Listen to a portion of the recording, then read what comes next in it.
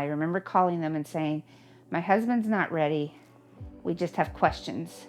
Can we just have an appointment? Isaac had been dropped off that day. I've been fighting the doubts inside my head. Is it worth being alone and distant? I wish that you were by my side. Yeah, so when we got married in 1993, we knew we wanted to have children, and we really were ready just whenever. Just did our life, wanted to start having kids pretty soon after getting married, and ran into a lot of issues, infertility, miscarriages, but also knew even if we could have kids, we probably wanted to adopt. Just go to the adoption agency and see what they say. We don't know anything really about this process. I'm thinking, we'll walk into this agency, we'll ask some questions. Maybe in a couple of years, we'll be able to adopt a child. And when we walked out of that office in the parking lot, I said to my husband, tell me now if you don't want to do it so that I don't think about it anymore. And he told me no, but unbeknownst to me, because of all of the heartache we had with miscarriages and things, he called them the next day and asked about starting the process. And that was on May 9th. Isaac moved in with us on June 9th. Hold my hand, lift me up above the winds, till I know the place I've been. You know, I wasn't adopted super early, but I wasn't adopted super late either. You know, being 2 years old, I don't have like a memory that sticks out as like my first memory with them. I think I didn't really start thinking about adoption until I was getting more into like that 5, 6, 7 range. We're signing papers. You might want to change his name. I've often felt like there's been this side of me that I can't connect to, and sometimes I feel like that is Keyshawn, like this version that existed inside of me, but that I don't necessarily know.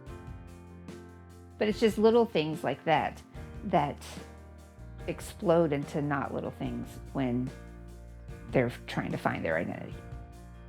It doesn't feel heavy, it doesn't feel like I need to go by it, but it does feel like something that lives inside of me. It's something that I almost find I find myself like in between Isaac and Keyshawn a lot of the times. Like whenever I'm feeling most like myself, I'm finding myself right in between.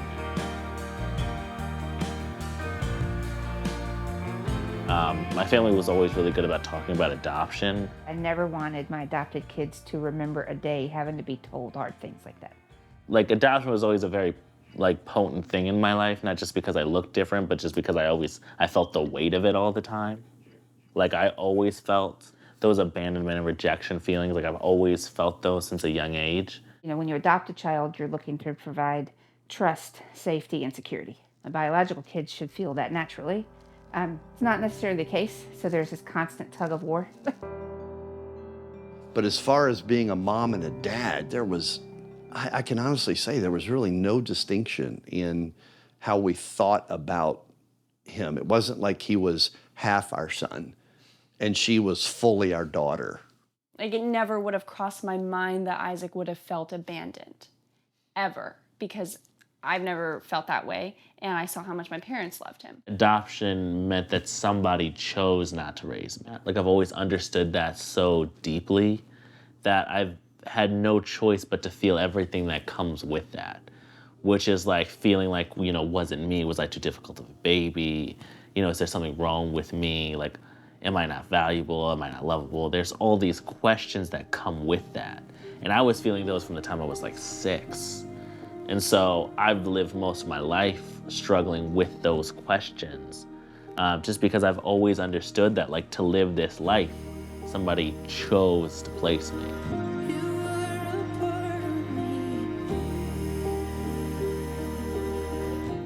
I was angry that I didn't feel like my family, and so that got taken out on my mom and on my parents and probably on my siblings in a lot of ways. I think for a bio kid, you grow up, especially if you already have an adopted family before you're born, you grow up thinking it's normal, and you have to actually unpack when you're older that it is abnormal and start to understand that there are emotional dynamics that aren't in other houses.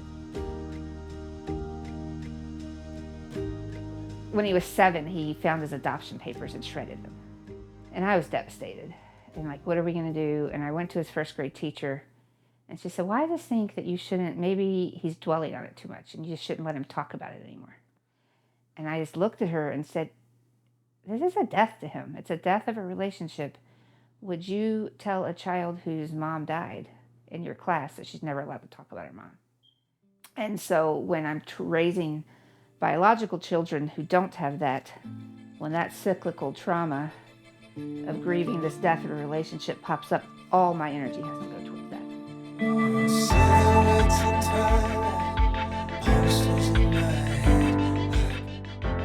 You have to figure out who you are in the mix of everything. And I think most people growing up are trying to figure that out, right? It's like you go out into adulthood and you're trying to figure out who you are as this independent person. But I think adoptees are struggling with so many layers of it because they're trying to figure out who they are as adopted people who maybe may or may not know their biological family. And then transracial adoptees are struggling with this like other layer, which is like, who am I who, if I don't know other people that look like me and I'm trying to connect with those people. And then you have just the regular basic young people struggles of just trying to figure out what you want to do, where you want to go, who you want to be in the world. And I think it's a lot of, especially young adult adoptees, struggle in this like kind of like heavy mix of trying to put together so many different pieces.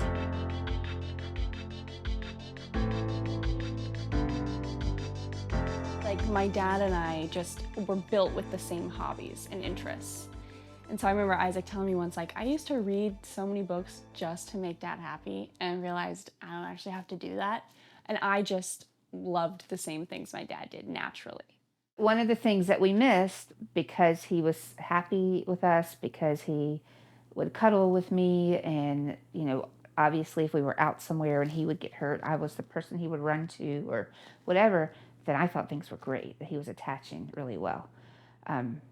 It would be until he was almost an adult for me to realize he had severe attachment disorders.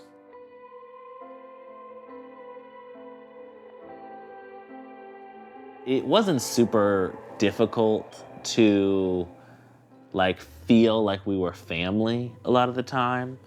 It was more difficult to feel like I wasn't the only one having my own experience, if that made sense. So it felt more like, yes, that's my sister, but I'm having to explain how that's my sister or notice people kind of take a second glance. And I don't know, you know, when you're in a situation like transracial adoption, it's, you know, you're the kind of like the sore thumb out, if that makes sense.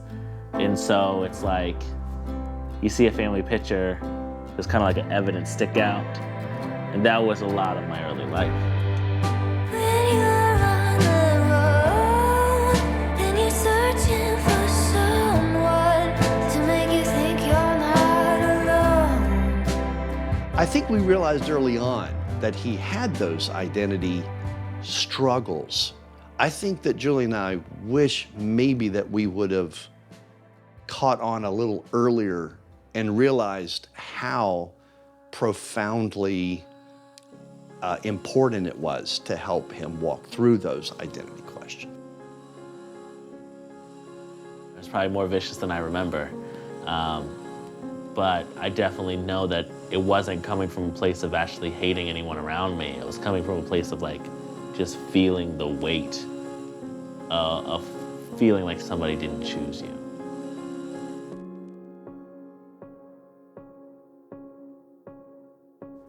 Grew up in a loving home and a safe environment, a safe community, but not a community that prepared me for what life as a Black person would be like outside of it.